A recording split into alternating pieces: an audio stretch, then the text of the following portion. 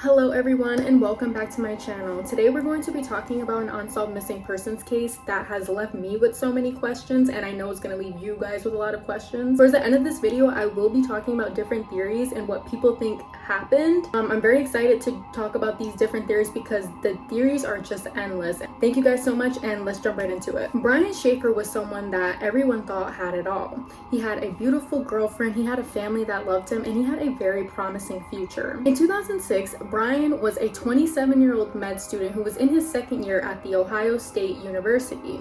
In medical school, he also met his beautiful girlfriend whose name was Alexis Wagner. They fell madly in love, and Alexis thought that Brian might be thinking about possibly proposing to her on a big vacation that they planned that very same year in April. Brian loved taking vacations, especially to really hot areas, so he was super excited about this. Unfortunately, in that very same year, tragedy had fell upon the Shaffer family, and in March of 2006, Brian's mother, Renee, passed away. Brian and his mom were very close, and the loss of his mother took a huge toll on him. But on the outside, Brian was appearing to be handling the loss very well. No one thought anything different. He was still talking about his excitement for his trip to Miami, and overall just seemed like he was dealing with the loss healthy. March 31st, 2006 was a Friday, and spring break was just beginning. March was a very hard month for Brian. He was struggling with final exams and dealing with the loss of his mother. Brian was happy to finally be done with the exams, and even though his vacation with Alexis was about 3 days away, Brian wanted to get a bit of an early celebration that evening. That evening, Brian met up with his father, Randy, to have some steak dinner. Even though Brian's father could tell that he was extremely exhausted, Brian stated to his father that he was planning to meet up with one of his friends. That friend was Clint Florence. Clint and Brian were former roommates and were very close. Brian's father had stated to him that it wasn't such a good idea for him to go out and that he should probably get some rest, especially because he was dealing with the stress of final exams and just everything that was going on. Brian had told his father that it was fine and for him not to worry. After everything Brian went through in March, he felt that he deserved a boys' night out. At about 9 p.m., Brian and Clint met up at the Ugly Tuna Saloona, which is a college bar. Brian's girlfriend was in Toledo visiting her parents before the big trip to Miami. Brian called Alexis at about 10 p.m. and they just said I love you to each other. According to Alexis, nothing seemed off with Brian and he seemed completely normal. Little did Alexis know this would be the last time she would ever speak to Brian. Brian and Clint were bar hopping majority of the night, and Clint told detectives that Brian and him took a shot at basically every bar that they went to before arriving at Columbus Short North.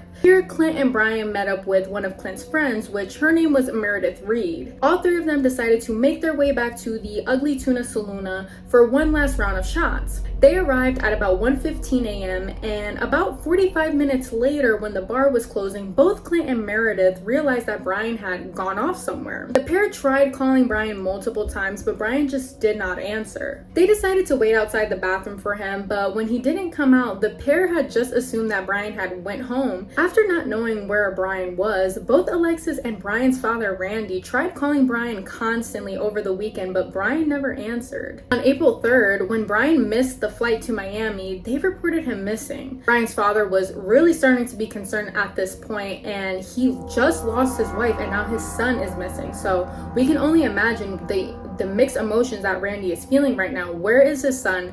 What happened to him? Who did something to him? Usually in missing persons case, there might be a reason as to why they disappeared or possibly where they might have gone. But Brian's case was different. Investigators didn't know if Brian went missing on his own accord or if someone had done something to him. So investigators decided to look at CCTV cameras to see if they could get an understanding of what happened to Brian. Investigators checked the cameras inside the Ugly Tuna and outside as well. The location of the Ugly Tuna was located in not the best place or town, so there were plenty of cameras outside to catch anything that might have been possibly going on, if there was any altercations. But the footage just had more questions than answers. I'm going to be showing you guys the footage, but before I show you guys the footage, I'm going to describe what happened. At 1:15 a.m., Brian was seen on CCTV footage on the escalator going to the second floor of the bar with Clint and Meredith. All three of them were seen entering the bar together. Shortly after this, both Brian and Clint were seen again outside of the bar flirting with two women whose name was Brighton Soko, and Amber Rook. At about 1:57 a.m., CCTV footage showed Brian standing outside the bar with Brighton, who put her number in Brian's phone. Brighton headed back inside the bar to use the bathroom. When she returned, Brian was gone. The footage appeared to show him re-entering the bar shortly after Brighton went inside. Those are the last known movements of Brian. What's very disturbing is that Brian is never seen leaving the bar.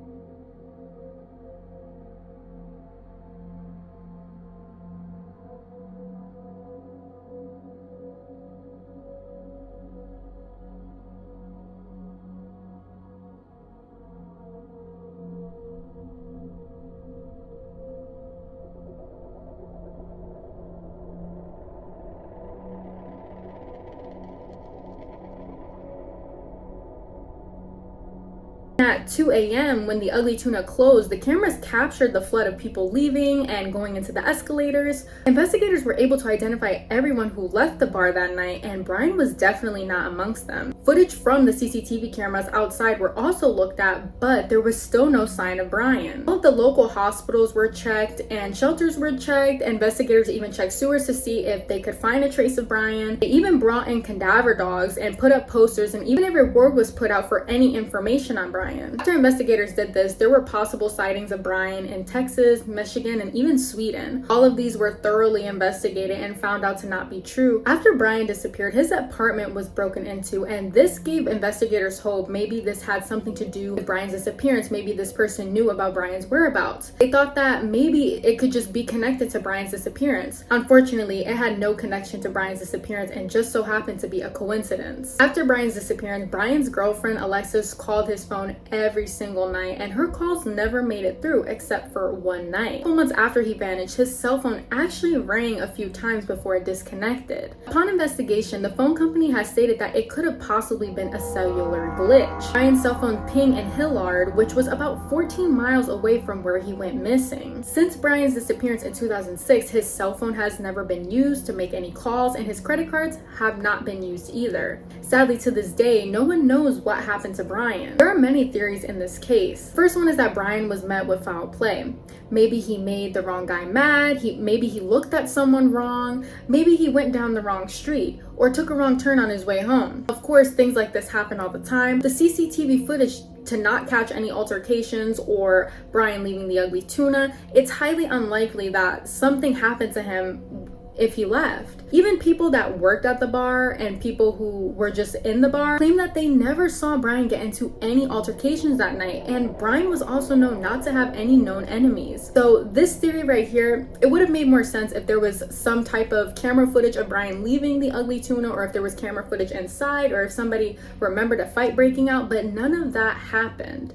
So I'm not too fond of this particular theory. People also believe that Brian's close friend Clint might have something to do with his disappearance, or that he might know some details as to what happened to him. What's interesting about this theory is that Clint did speak to authorities about what he thought happened that night, but Clint also refuses to take a lie detector test. Although we already know that lie detector tests are not admissible in court, this is just a little bit odd, because why would he not want to take a lie detector test? Is there a possible question he might want to avoid, or maybe he does not feel comfortable taking one? Also, good to mention as well that lie detector tests are very unreliable, but still, I do have a little bit of suspicion of it, because I feel like if you are a close friend of Brian, why would you not want to take the lie detector test? Maybe there was something that was said that night, maybe he got into an argument with Brian, and maybe he doesn't want to be a prime suspect in the case. This is all just speculation, but I do feel it's a little bit odd for him not to want to take the lie detector test. Do I think that makes him guilty? No.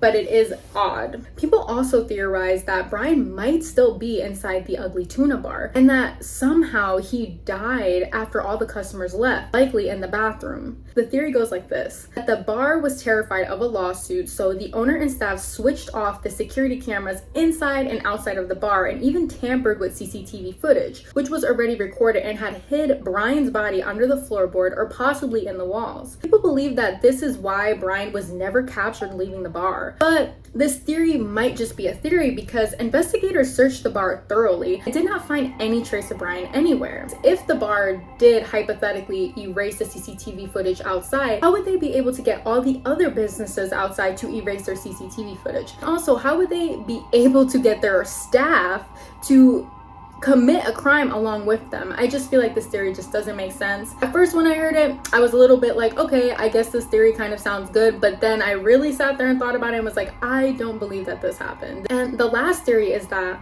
Brian went to start a new life. Maybe the stress of medical school got to Brian and he was tired of the long hours and days and just wanted a simple life. His mother passed away and maybe that could have been a turning point for him. Maybe secretly Brian was planning on a way to escape the life he created and start somewhere fresh. But the question still remains, how would Brian be able to get out of the bar without CCTV footage catching him? People claim that he possibly could have disguised himself and maybe he kept his head down. But Clint and Meredith said that Brian wasn't carrying any spare clothing. This theory also doesn't make sense because Brian was studying very hard for his final exams. Why would someone who's planning on leaving and starting a new life care about his med school finals?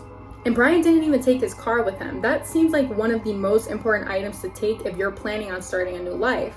Maybe he didn't want a trace with him, but it just doesn't make sense. He was never seen leaving. There's no way. The investigators found everyone that left that night and Brian was just not amongst them. So this theory just doesn't stand right with me. What's also bizarre about this case is that Brian's father, Randy, passed away in 2008 while cleaning debris from his yard. A sudden windstorm occurred and it caused a branch to break off a nearby tree and hit Randy's head. The next morning, Randy's neighbors actually found his body. What's eerie about this is that there was an online obituary where people were able to leave goodbye messages, and one of the messages said, "To Dad, love Brian, US Virgin Islands." This gave hope to investigators for Brian's disappearance, but sadly, this message was just a hoax posted by an anonymous person from a public library computer. Then a tip came in stating that Brian's remains could be found in a field just outside of Columbus. Cadaver dogs were called in and they combed the fields, but they found absolutely nothing. People who are closest to Brian believe that unfortunately Brian is dead and his body is somewhere in the city. I also believe that Clint knows more than what he's leading on, which I think is possible because again, Clint could be withholding information. This is all speculation, of course, but maybe Brian confided in Clint and told him that he planned to vanish that night and made him swear to never tell anyone. But again, there's no evidence to say that this happened. How Brian was able to not be caught on camera is something that we need to figure out. But until then, this case still remains unsolved. And I personally think until we figure out what exactly happened at the bar that night, we will never know what happened to Brian. There's just is not enough evidence and the CCTV footage is not helpful. No one's seen anything that night and Clint is not going to say that he's seen anything. That's not saying that he's not willing to cooperate with investigators, but he does in fact have a lawyer and he did not take a lie detector test. This is all just speculation. I'm not accusing him of saying that he knows something when maybe he doesn't. But like I said, I personally don't know if this case will ever be solved unless we figure out what happened to Brian that night. Why is he not seen on CCTV footage after entering the bar? Anyways, guys, leave your thoughts down below. Have you guys heard of this case? What do you guys think? What are your theories? Which theory do you agree with the most? There's many theories. These were just the ones that I thought were the most decent theories, but there's so many online sleuths that say many different things. I seen one that they said that a group of possible serial killers went after Brian. It was just very bizarre. Everything that happened within the Shaffer family, his mother passing away, Brian going missing, his father passing away, and Brian also has an older brother and he's basically the last one that's left in the Shaffer family. Even Alexis stated that Brian just wouldn't have left her and their family like that. So it's just all very odd, very bizarre, but we don't have any updates in this case. So leave your thoughts down below. Tell me what you guys think and please subscribe and like for more true crime. Thank you guys so much.